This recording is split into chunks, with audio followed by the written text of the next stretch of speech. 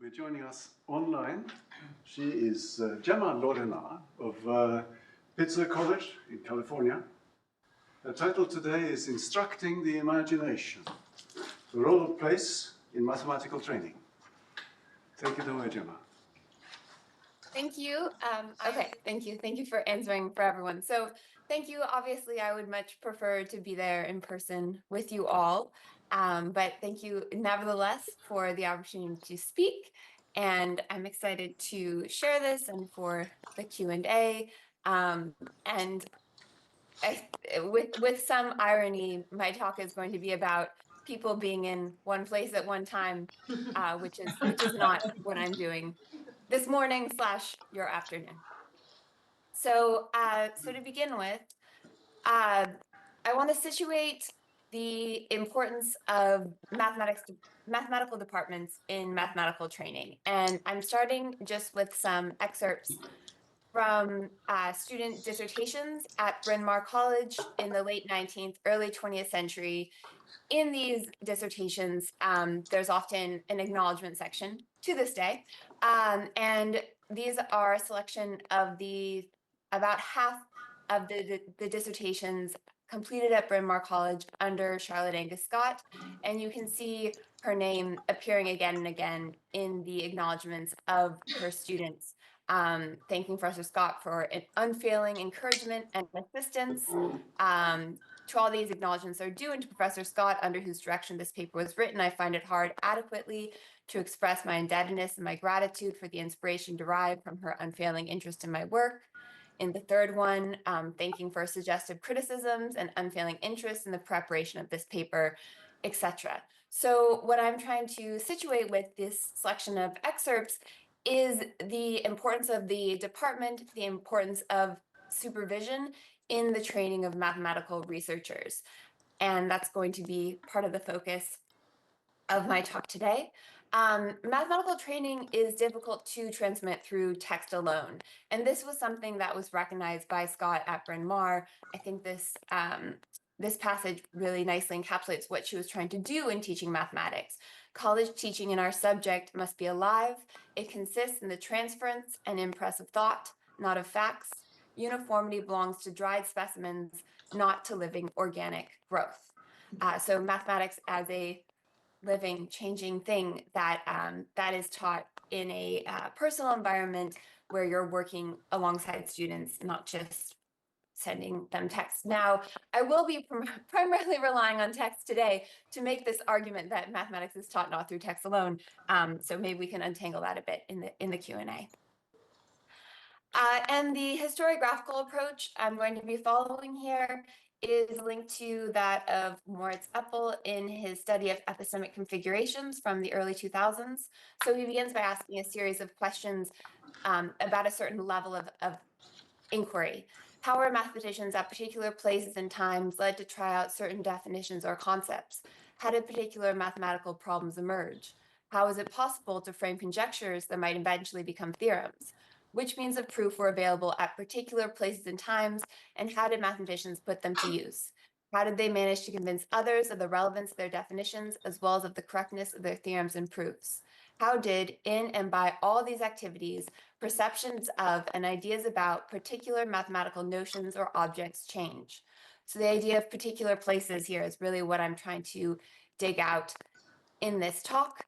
And this enables addressing issues such as the specifics of the mathematical language used in a particular period and region, the possibilities offered and the limits imposed by particular conceptual frameworks or ways of imagination, the differences in proof strategies and standards of rigor, the mathematical and scientific context of particular problems, or the social and cultural setting of particular episodes of mathematical work. These are moving into focus when we localize the historiography of mathematics without shifting perspective simply to traditional accounts of individual achievements or intellectual biographies. So I'm going to be looking at sort of the departmental level and specifically the training of young mathematicians within these settings to see how sites of mathematical training are inscribing particular practices. And I'm going to be focusing specifically on figure-based practices. This is in part because this is a visual medium by which I'm communicating to you. So it's nice if I show you all a bunch of pictures But I just want to say that this is just part of the kinds of trainings that are happening at these sites. So I'm going to be doing this in 3 very unevenly divided parts. We will spend most of our time at Bryn Mawr College, but I'm also going to be looking at briefly at the University of Chicago, as well as University College London, all around the same time period, late 19th, early 20th century, and all focusing on these figure-based practices. And so first looking at how figures are displaced at Bryn Mawr College, the specific process of displacement, then looking at the use of figures as concrete representations very briefly at the University of Chicago. The second part is building off of collaborative research with Nicola Michel and Emilio Hefner, which we were working on in January at the INI. I know part of this talk is to reflect back on the 4 months at the INI. So some of that research was made possible here. And then the third part is really work in progress, again, greatly facilitated by my time in Cambridge with respect to collaborations around the history of statistics, as well as access to archival sources at Girton College and at University College London. And then along the lines of the theme, conclusions and looking ahead. I have to admit here, I haven't been able to watch the other talks, but I plan to watch them. I'm very grateful they'll be recorded, but the time difference is a little harsh. Okay, so with that, let's begin at Bryn Mawr College. And I'm going to be focusing on the use of figures. So as I noted earlier, the department at Bryn Mawr, which is outside of Philadelphia, was under the direction of Charlotte Angus Scott, who was a Cambridge-trained mathematician, and she directed the department at Bryn Mawr between the 1880s and 1920s. And much of Scott's research was in analytical geometry, and in this textbook on Cartesian plane geometry, she very clearly explains how figures are going to be used. And I need to make myself smaller so I can see my quotes. So she says, although the proofs of analytical geometry are purely algebraic with no dependence on any diagram, yet it is well to make a practice of representing conditions and results in a diagram. The diagram itself proves nothing, but it shows us what we have proved, and indeed, in many cases, it helps us to see precisely what it is that we wish to prove. So I'm going to be looking at how Bryn Mawr mathematicians are using diagrams, Scott and then her graduate students as well. But we'll begin by looking at the representation of singularities actually in the 18th century, very briefly, then focus on this practice of displacement and the use of figures at Bryn Mawr around 1900, and then the way that evolved over time. So to begin, in 1750, so in the practice of representing singularities from at least this time, if not earlier, there's a tension between what one represents on paper in drawing curves and what one can perceive by analysis in the study of equations of curves. So Gabriel Kramer, in his study from 1750, is discussing inflections. And with respect to this figure 114, the inflection at A will no longer appear, although it really exists in an infinitely small space and is perceivable by analysis, whose sight, if we dare to speak like this, is more piercing than ours. It is easy to see that inflections are alternatively visible and invisible. So this tension emerges between what the curve looks like and the properties of the curve discernible through the equations. And this distinction in representing inflections is carried on over the next century. Speaking about Kramer's work, Salmon and Cayley in the 1879 edition of Salmon's treatise on higher plane curves refers back to this passage saying that these points at which the tangent meets the curve in an odd number of consecutive points are points of visible inflection. So as in this picture, figure 113, to distinguish them from these points de serpentement or points of undulation, which do not to the eye differ from ordinary points on the curve. And that is just to go back, that figure 114 does not look like an inflection in the same way as this point does.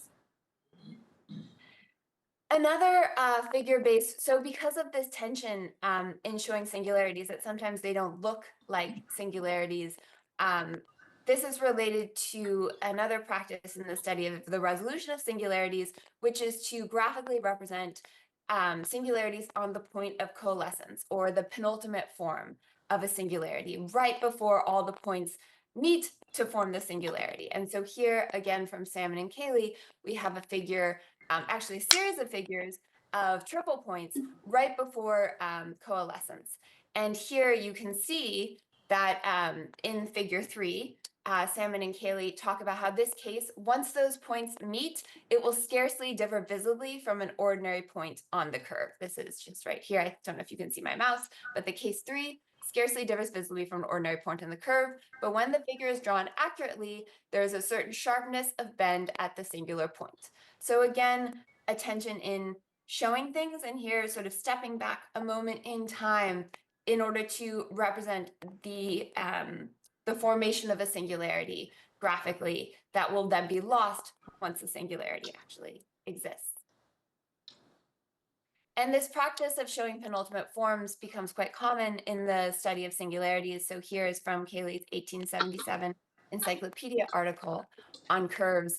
And here he's showing, again, a singularity on the point of coalescing. And you can see the course of the curve right before that moment in time. Related to this practice is a question of interpretation. So interpreting some of the algebraic properties derived from Fluker's equations relating the order of the curve, the class of the curve, and the number of different kinds of singularities that form at a higher order singularity. This is studied by both Julius Fluker and Arthur Cayley, among others. And so these equations show the number of singularities that of different kinds that are coalescing at a higher order singularity. But what the equations do not show, but the question that they raise, and this is put succinctly by Smith, is whether any given singularity can be actually formed by the coalescence of the ordinary singularities to which it is regarded as equivalent. So the equation is suggesting a certain relationship numerically, but it still remains unresolved whether a singularity possesses this penultimate form in which all these singularities exist, distinct from one another, but infinitely close together. So again, it's this graphical question in thinking about what the singularity looks like right before this moment of coalescence. And this work is taken up by both Brill and Halfin, as well as the Cambridge mathematician Walter Percy Workman. Brill and Halfin in these works are not using drawn figures very much, but Workman does insert these based on their work, and he shows that there does actually exist. So he's showing graphically there actually exists a penultimate form from which, by continuous variation of its coefficients, the ultimate form containing the higher singularity in question results. And this is determined by von Halfin given what they're calling deformation processes, by which the penultimate can be obtained from the ultimate. So these deformation processes are this continuous variation in the coefficients, and visually they produce these curves. You can see the curve on the right, P, is P for penultimate, right before the curve on the left, C, forms. And so you can see algebraically what's happening is a continuous variation in the coefficients, and graphically what's happening is these forms of the curve right before coalescence. Now, the sort of curve manipulation, this deformation, and going back in time that's occurring in the context of thinking about resolving singularities also informs other kinds of graphical practices by the same geometers. So this is just two examples of these same kind of figure-based practices expanding beyond simply the study of singularities. So here on top is a figure from Cayley where he explains, for greater distinctness, the points C and E are there drawn nearly instead of actually coincident. And you can see those C and E are not in the same point. Another practice emerging in this context is scaling in only one direction. So here Workman says, for clearness of figure, the ordinates in figure 33C are drawn 20 times larger than the abscissa. And so you can see that the motivation in both these cases, one is distinctness, the other is clarity. And so these geometers are manipulating their figures to show things that aren't actually strictly representational, but rather other properties of the figure, of the geometric objects that can be captured in the figures with some manipulation.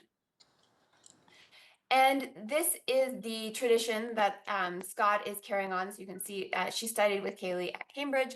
And when she goes to Bryn Mawr, she's bringing some of these figure-based practices with her. And so this is an example from her 1892 work on resolving higher order singularities of plane curves.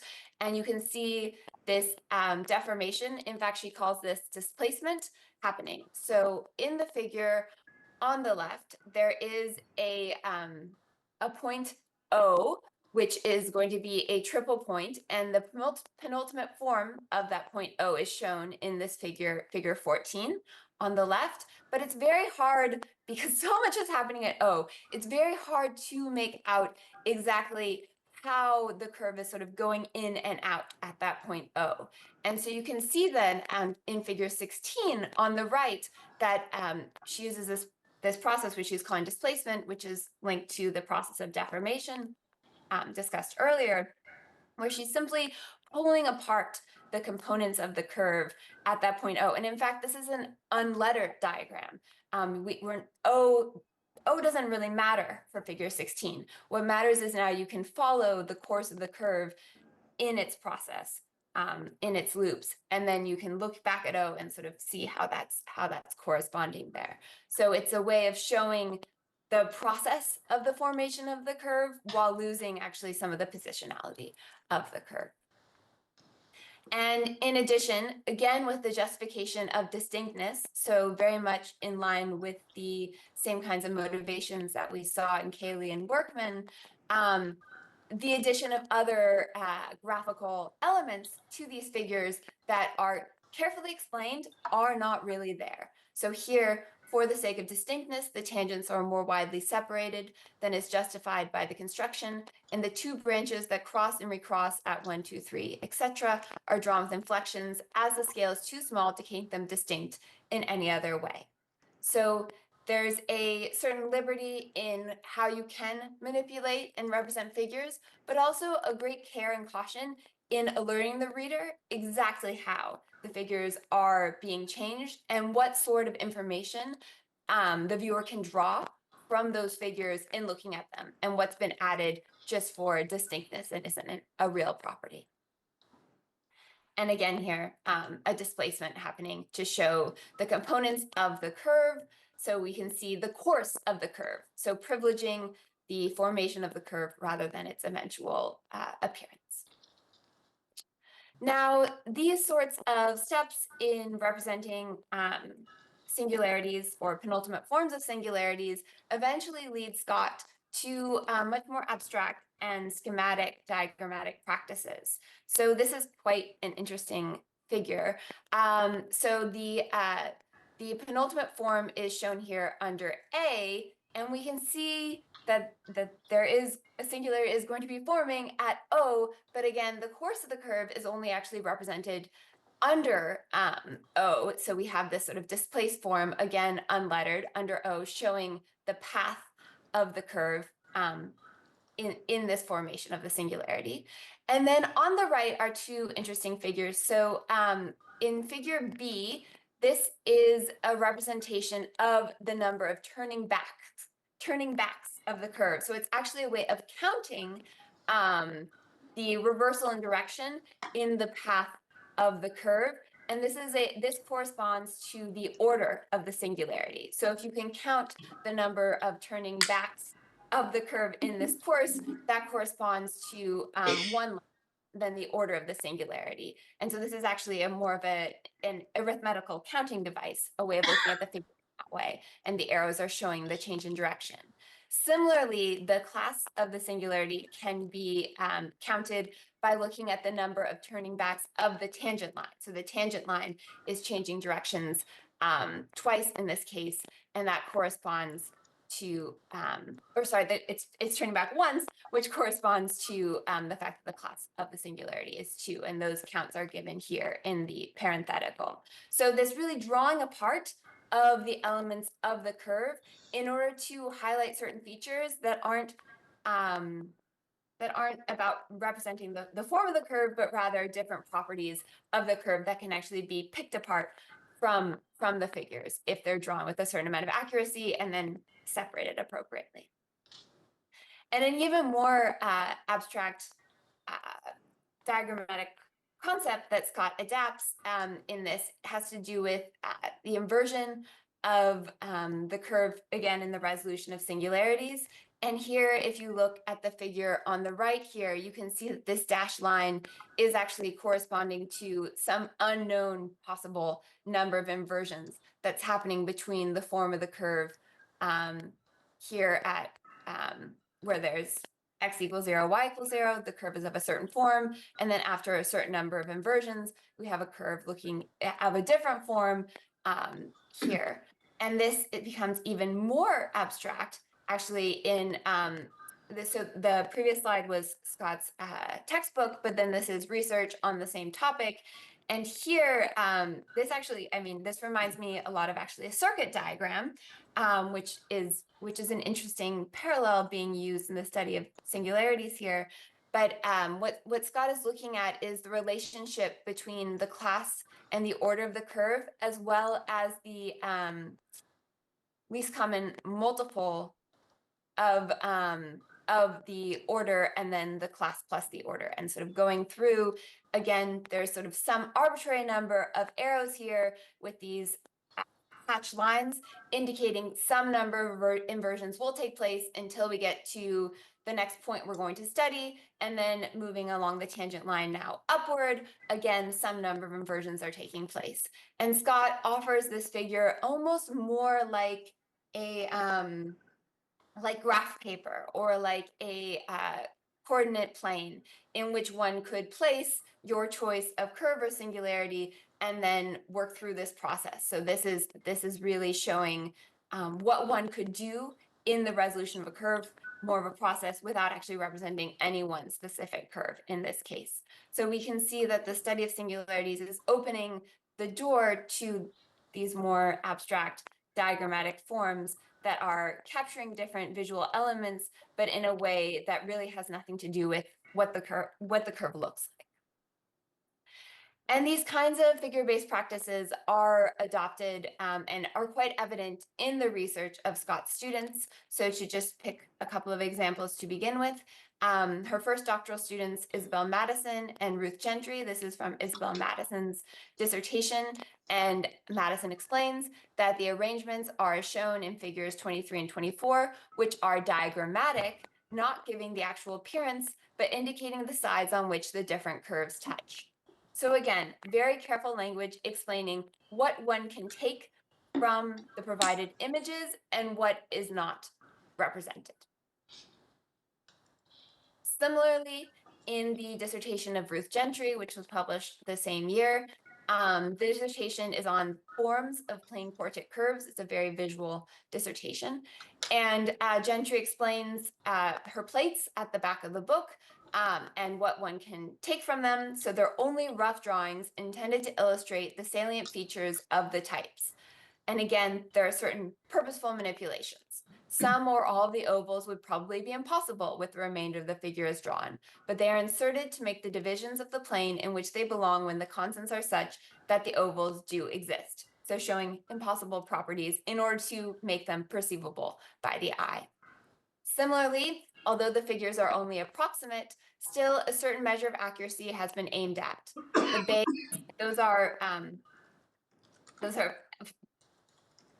features of the curve that look like bays, I think is the fastest way of putting it. The bays are faced in the right direction with reference to other circuits. The sharpness of contour of an embayed circuit in the neighborhood of an oval is intentional, etc. Again, a certain approach to symmetry is often observable in the figures. This is, of course, not an essential feature. So being very conscientious of her audience and what they will see and what they should take away from what they see, and also being flexible in her own figure-based practices to introduce features which may not be important, either are inessential or being added simply for visual clarity.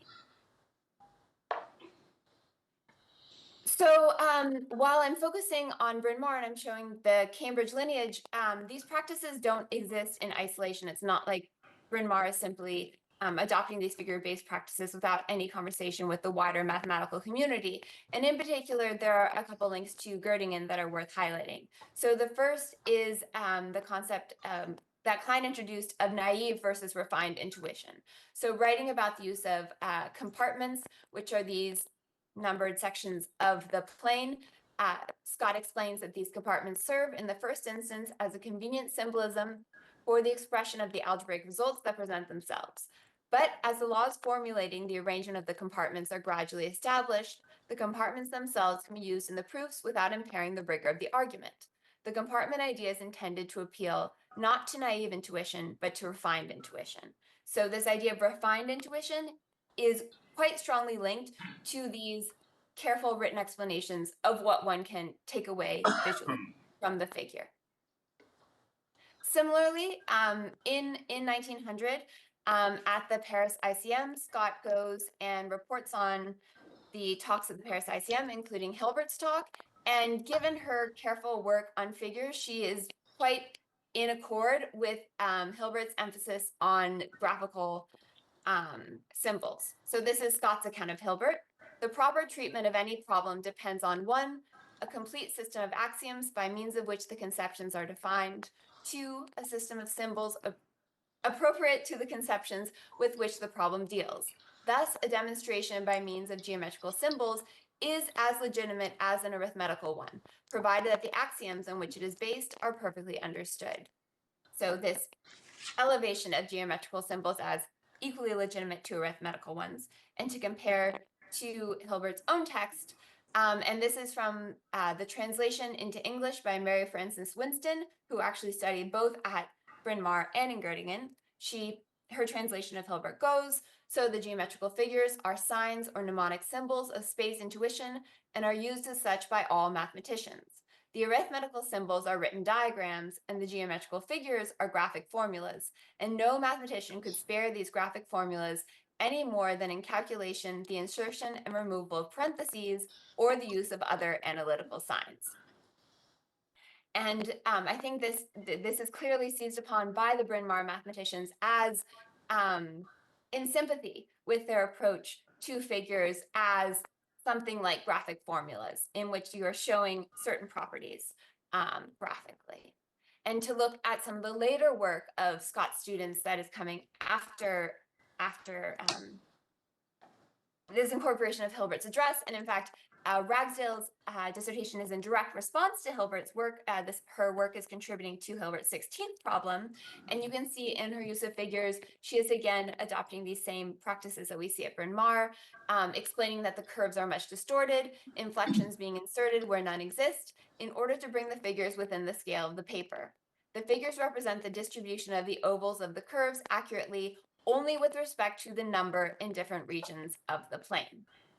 And to even more emphasize the use of graphics to just show number, these are a few more of Ragsdale's figures where you can see, for example, in the figure on the right, it's very schematically showing the relative positionality of these ovals, whether they are within each other or external to each other. And likewise, in 1918, Mary Gertrude Haseman, in her study of knot theory, introduces a really quite fascinating graphic device where she purposely obscures portions of the figure. So these white circles in the middle are actually hiding parts of the knot. And she explains the effect of a distortion on the alphabetical schemes is made clear by consideration of the representations in figures 3 and 3' of a reversible tangle, where the crossings are supposed to lie within the circle drawn in both figures. So in distorting the knot, it doesn't actually matter what's happening inside of those white circles. And so those are introduced purposely to obscure and sort of tell the reader, don't worry about the tangle in the middle here. We're only worrying about the threads of the knot outside of that tangle. And so again, explaining how one can, what one can take away visually from these forms and this specific kind of figure-based practice. Now, just to summarize some of these features at Bryn Mawr, these figure practices include, among other things, intentional and noted changes to scale, proportions, the addition of inflections, the addition of symmetries, manipulating roundness or sharpness, as well as displacing or deforming components, and and as in the last example, obscuring transitory features. So these different ways of carefully and explicitly manipulating figures. And then we can also see in this local study of what's happening at Bryn Mawr, Scott and her students, there are also specific connections to other places. So Cambridge and the work of Cayley, the study of singularities, but also to Göttingen via naive versus refined intuition, as well as Hilbert's graphic formulas. And on the left, this is just the work of Koch, where he's also connecting it to refined intuition as a visual element. And then lastly, I just want to point out, in talking about Bryn Mawr in particular, that this language around figures explains precisely what information is epistemically relevant. And this indicates a shift in viewing and interpreting conventions. And this is quite unusual. We don't always see such precise language around figures and what you can take away from them. And in fact, I went through, as a comparable medium, I went through the American Journal of Mathematics between 1880 and 1910 to see if I could identify any other language around figures that sort of played a similar role to what was happening at Bryn Mawr. And aside from these studies of singularities, the only other example I found was in Mashka's paper on Cayley's color groups, where clearly a very different diagrammatic convention is being introduced. And again, this very careful language of how do you read the figure, what can you take out of the figure is being employed. And so the fact that these Bryn Mawr mathematicians are using this very careful language indicates a shift in viewing and interpreting conventions in which they have to bring the viewer along to alert them on how the figure can be read. However, so there are other approaches. If you don't want the reader to take everything from the figure, you can adopt an approach which I'm going to identify as present at University of Chicago. So to move into my second and shorter example, or episode, say, I'm going to look at the work of Veblen at the University of Chicago. And here you can see that, again, there's great care taken in what one can take away from the figure, but with a different process recommended to the reader. Here, Veblen and Young explain, the figures are to be regarded as a concrete representation of our science, in which the undefined points and lines of the science are represented by points and lines of ordinary Euclidean geometry. Their function is not merely to exhibit one of the many possible concrete representations, but also to help keep in mind the various relations in question. In using them, however, great care must be exercised not to use any properties of such figures that are not formal logical consequences of the assumptions. I am going to quit sorry about those sounds. So again, great care, but then they're saying, just in general, don't use too many properties of these figures. Rather than carefully explaining which properties one can take from which specific figures, there's a general warning to the reader. Use great care, exercise caution. Don't use properties of the figures that are not formal logical consequences of the assumptions. And this is more of a global warning for the entire text, rather than explaining for each figure what one can take away. The other thing that Veblen and Young are emphasizing here is the function of the figure in keeping something in mind. And this is particularly resonant if we actually look at specifically this figure here, figure 3 in this 1910 text, because we see a very similar figure in Veblen's notebooks from E.H. Moore's lectures on the foundations of geometry taken at University of Chicago. And Emily will be speaking on this later this week, so I'm just going to highlight a few things, which is just the presence here we see on the left. This same configuration, this is from Veblen's notes on Moore's axioms, and axiom 8 is actually only given with a figure. So this figure is playing a mnemonic role here and reminding us that configuration is important for this axiom. It encapsulates the necessary features of this axiom. And then similarly, in Veblen's first draft of what will become his axioms in his doctoral dissertation, we see the same figure now lettered with respect to axiom 7. And these figures persist in the published versions as well. And so we can see that this figure gathers a sort of iconicity that is preserved across these different kinds of texts, in which one is able to keep in mind, right? This is Veblen's language around what figures can do. One is able to keep in mind the relationship between these points through this figure. However, Veblen is not only using figures as sort of mnemonic devices, but rather sees the geometrical form as really valuable in and of itself. And similarly to Scott, really argues that there's no sacrifice in rigor in employing geometrical methods. And in this 1932 text on certain aspects of modern geometry, Veblen reflects on geometry as a branch of physics and discusses constructing three noncollinear points. Again, actually, this is quite a similar figure as the one that I was just showing in the previous slide. And you know, it is true, of course, that none of the operations described can be performed exactly. When you try to make a point, you really make a spot, and when you try to draw a line, you really make a strip. But the more accurately you succeed in indicating the points and drawing the lines, the more beautifully will the result of the experiment be in accord with the theorem stated. This state of affairs is characteristics of physics as a whole. No experiment can be carried beyond a certain degree of accuracy, and no physical object can be completely characterized. So this more experimental way of thinking about geometrical figures, I think, raises interesting questions about the laboratory method in education that's being promoted at the University of Chicago at the time that Veblen is studying there. And there are some interesting connections that have yet to be explored about Veblen's own training in geometry and their relations to the laboratory method in more primary education in mathematics, which maybe point to interesting synergies in this experimental use of geometric figures. So that is sort of to put a flag in looking ahead, something quite interesting that could be considered in the specifics of Veblen's training at the University of Chicago in geometry at this time and his own use of figures then and subsequently. So if my treatment of University of Chicago has been rather cursory, in moving to University College London, I'm mostly going to be sharing quotes and raising questions. But I'm still maintaining the theme of looking at figure-based practices. And this is borne out when we look at Pearson's work when he became the Gresham Lecturer in 1890. And so shortly after that, he published a paper in Nature on applications of geometry to practical life.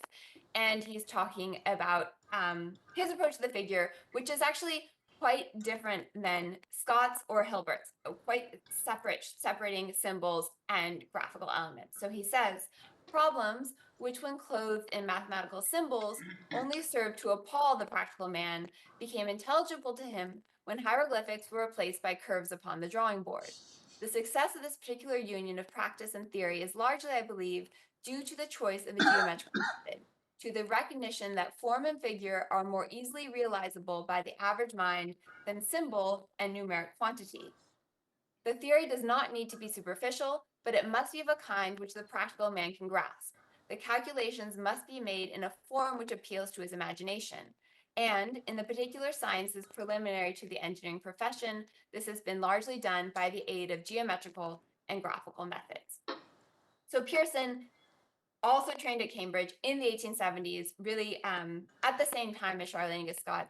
They have the same training in the study of geometrical and graphical methods with the study of curves and also higher dimensional forms.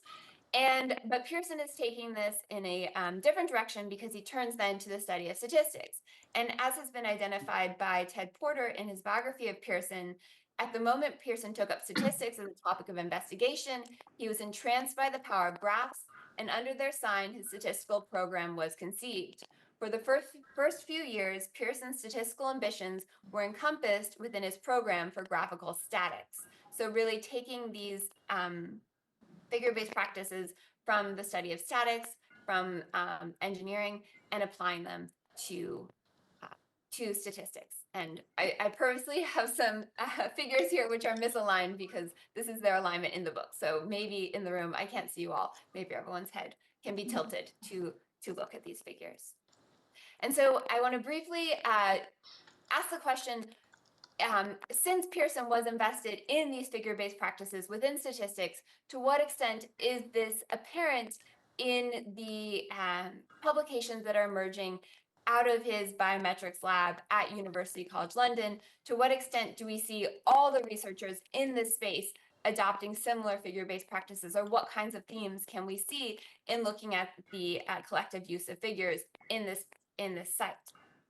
And I'll show some quotes just to sort of say that there is a there, but without explaining precisely what. So just to go through some of these statistical texts, looking at the ways in which figures are introduced and used.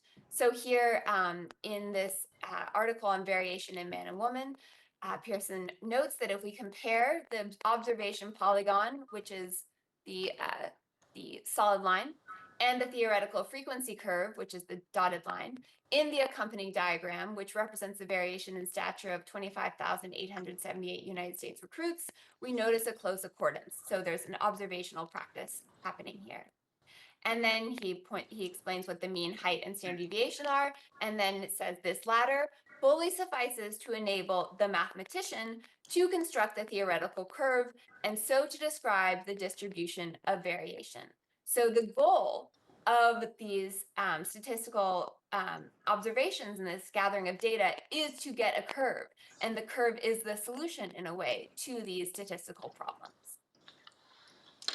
A different form of visualization is employed in the work of Pearson and his student Alice Lee in 1900. They're looking at the inheritance of characters not capable of exact quantitative measurement, specifically the color of horses and the color of eyes. And they create this graphic shown at the bottom of the slide, but they warn that the reader must carefully bear in mind that these represent scale by the coat color and not the frequency of horses of these individual coat colors. So the width does not correspond to frequency, but rather if eye color in man and coat color in horses were measured on such quantitative scales as we have given in skeleton, then the distribution of the frequency of the several colors would be very approximately normal. The actual skeleton scales are represented in the accompanying diagram, which puts them at once before the eye. So again, presenting this visual element, and here this visual element is a way of mapping data so that the curve will be then normal. Continue with the work of Pearson's students, Fawcett and Lee, working at the biometric lab in their study of the variation and correlation of the human skull, point to a problem with figures. So they observe that hundreds of correlation tables have been formed and published by the workers at University College during the last few years. But although our numbers are often twice to thrice Mr. McIver's, we refrain from publishing a single correlation table on the present occasion. We feel quite convinced that a correlation table with even 100 entries is, in 9 cases out of 10, only misleading to the eye.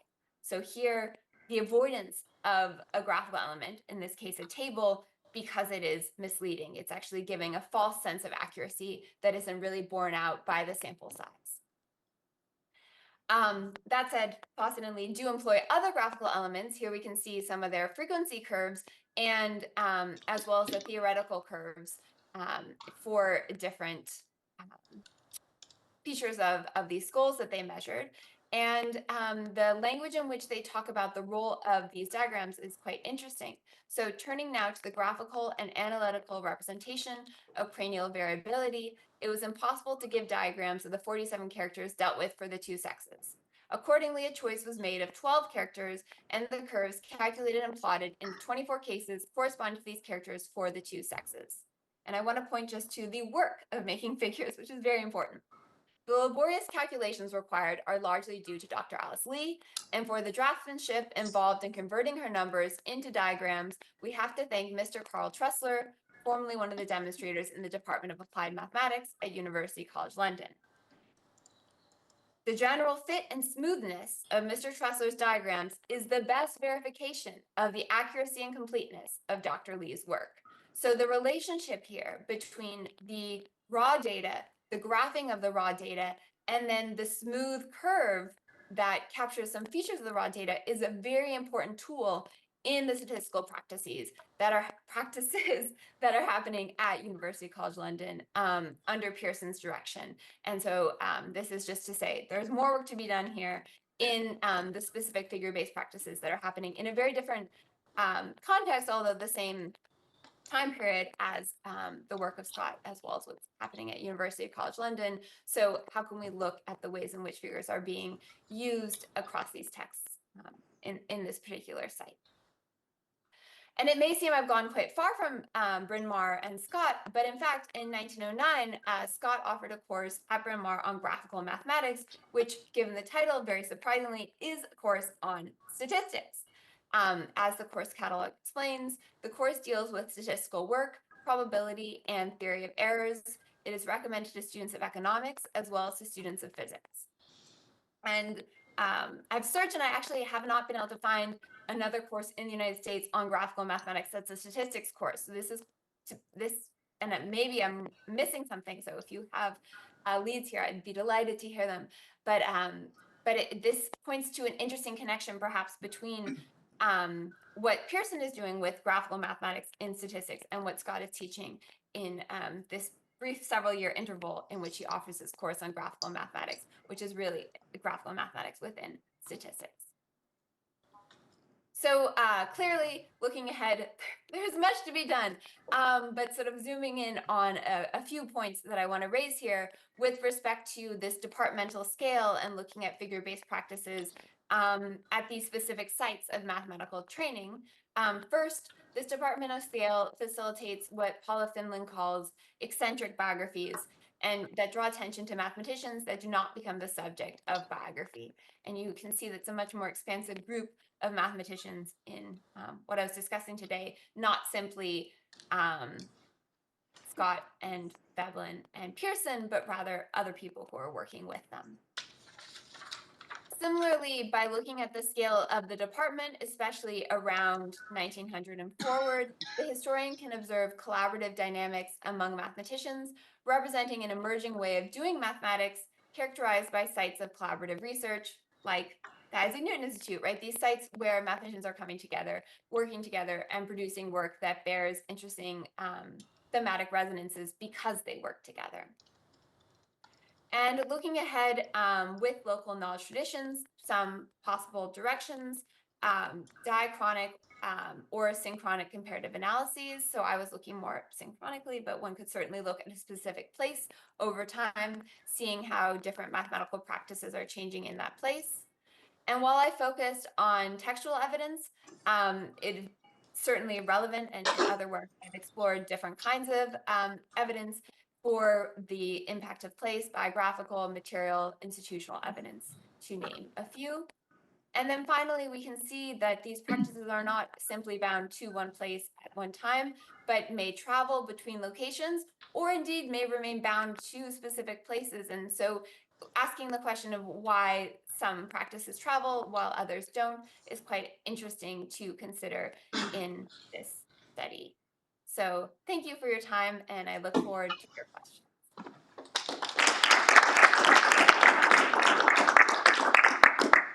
Thank you, Jemma, for a fascinating talk about practices in 3 different universities. And I invite questions while alerting you that we are talking online, so please speak distinctly and loudly. Questions? Yes. Hi, Jemma. Can you hear what I'm saying? Yes. Okay, so thank you for the talk.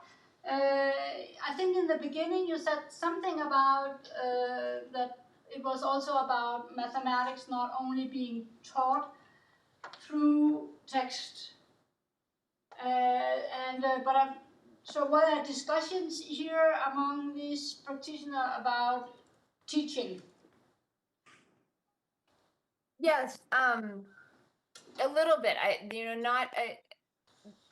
Not a huge amount of this evidence survives, but certainly in the document that I shared, the quote at the beginning from Charlene Scott, where she's talking about the role of teaching. So that's from a larger text where she's discussing ways in which one can teach mathematics specifically looking at American colleges and universities. And then in the work of her students, sometimes they are writing more pedagogical texts later on where they're discussing the role of ways in which mathematics can be taught, and specifically focusing on, in the case of her students, the importance of teaching women mathematics at that time, either as a required course or in, at a higher level. There are also another source that's useful for thinking about teaching are the departmental reports at Bryn Mawr. So in the president's report to the Board of Trustees, each sort of head of the department summarizes what's been happening in the department for that year. And for example, at Bryn Mawr, they didn't have a collection of geometrical models. And so this was a source of complaint from Scott. And so she's talking about the need, she says, we have the unenviable distinction of being the only department, the only serious mathematics department without these plaster models. And so she sees this as a constraint in being able to teach geometry without having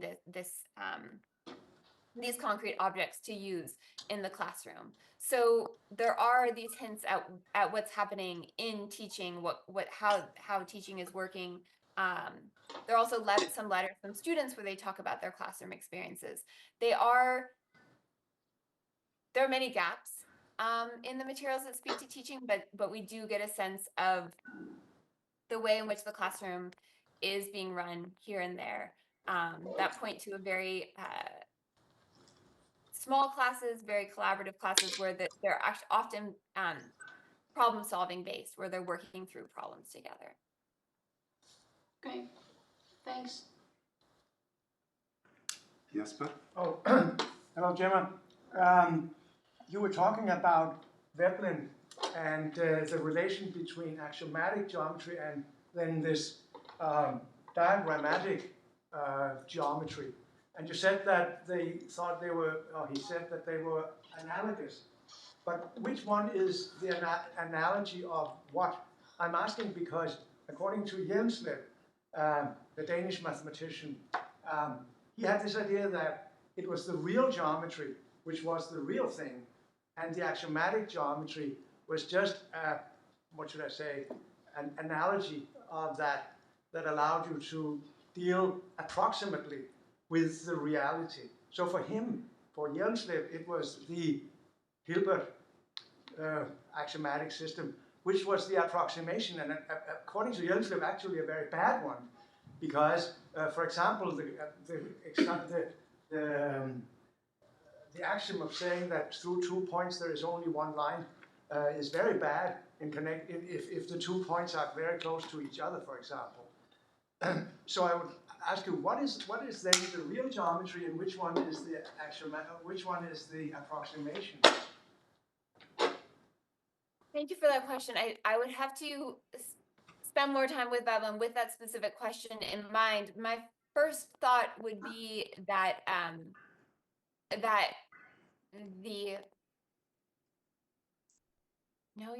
was going to say that my first thought would be that the axiomatic geometry is real geometry, but as I'm saying that, I'm not convinced because Veblen, especially in this 1932 paper, and maybe that's significantly after the bulk of his geometrical research has happened, so we have to bear that in mind. But he really did. He had a strong affinity for these this geometrical, like thinking about the geometry first, and so I wonder now if perhaps he is thinking that is the real geometry, or perhaps the axioms are preceding that. And I will say, it's possible that they're both just different ways, and neither one is real, right? They're both just representations without having some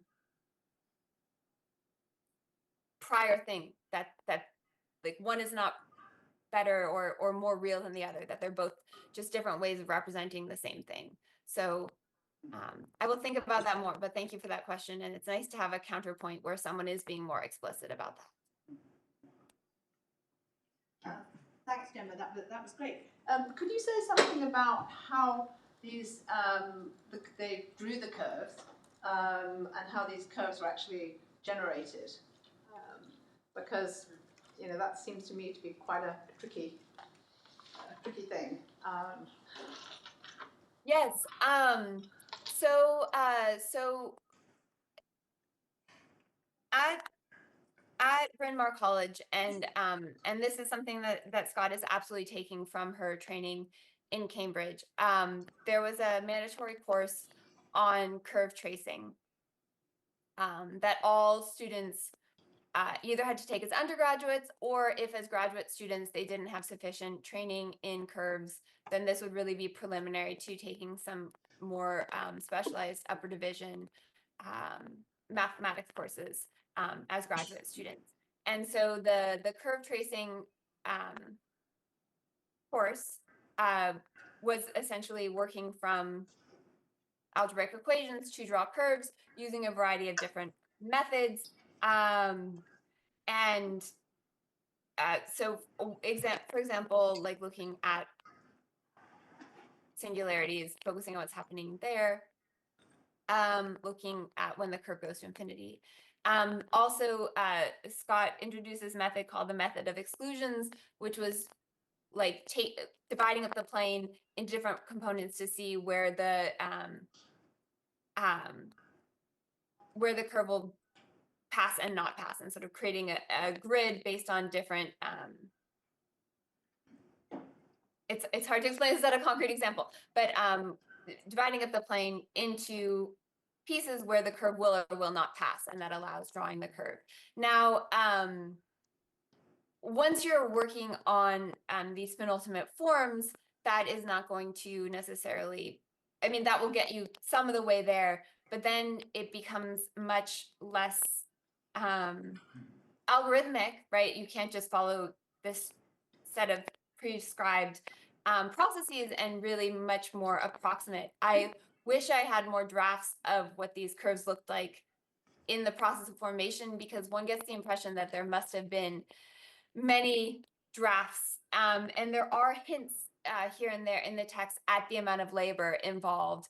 And in addition to that, the fact that the labor may actually be dissuading people from including curves. So part of the reason why these curves aren't being represented more widely may be because they are acknowledged to be quite laborious and difficult to draw. It's not a trivial process to get a curve that is showing exactly what you want it to show. And so there are footnotes here and there that suggest a trial and error process was happening to get the right kind of curve. There's discussions of that and the amount of work involved in this. I don't yet have a trove of sort of different drafts, which would be fantastic. I have found letters from one of Scott's students who's taking this curve tracing course, and she is writing letters home to her parents, which are covered in these curves. She's having such an amazing time learning to draw curves. She says, life has become one big curve.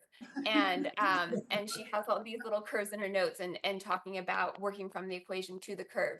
So this training is happening at an individual level for the students, but it's learning a set of methods that get you part of the way there, and then it becomes much more of a case-by-case basis, especially in these penultimate forms, to really capture the features that you want. Great. One last question. Yeah, thank you very much, Jemma. I was very much impressed by the part about Pearson. In my memory of, I haven't studied Pearson's whole life, but in my memory of Pearson, there are these two phases. He starts in a sort of almost philosophical approach. He writes the grammar of science, and then later on he is doing real statistics in the lab and so on. And if I remember correctly in your talk, you started also with an early quote, which is, I don't know whether it's philosophical or what its nature was, and then later on you talked about the results of his labs and how he interpreted the curves that were produced by these empirical studies. How do you see the connection between this early period of Pearson and the later one? Do you see any philosophical basis for his particular appreciation of curves? And if so, does this add an extra feature to the comparison between Pearson on the one hand and Angus Scott on the other? So I do see a connection, although I'm not sure about it being philosophical necessarily. In 1890, Pearson begins to give these Gresham lectures on geometry, and I guess sort of related to my talk, I'm giving a talk, and so I'm like, oh, I should use pictures. And Pearson similarly, because he's lecturing before a fairly popular audience, is doing a very figure-based, manipulative-based form of instruction, and he begins talking about statistics as in these lectures as early as, I think, 1890, 1891. So that's really coinciding with the same time in which he's writing The Grammar of Science. So his interest in statistics is already percolating at the time that he's working on The Grammar of Science, and as he's beginning to work on statistics, he's really being informed by, say, his day job in teaching aspiring engineers geometry, as well as these popular lectures trying to visualize statistics. So the connection in the use of the visual medium, I think, is really important through line in his earlier text and then his later statistical practices, and the impact of observation. And then more technically, his capacity, as a Cambridge trained mathematician, his capacity in, again, curve drawing, right? So his method of moments in the analysis of frequency curves is clearly something he's pulling from his own facility in curve drawing based on that education. So that's another through line between his earlier training in the 1870s at Cambridge and then what he's doing in statistics later on. But I would have to spend more time thinking about to what extent that's maybe more explicitly being named as a philosophical connection. So thank you for that question. I'll definitely look into that. I'm afraid we have to cut it short, and this discussion has been very interesting. May it continue online for through whatever channels. Thank you again for a wonderful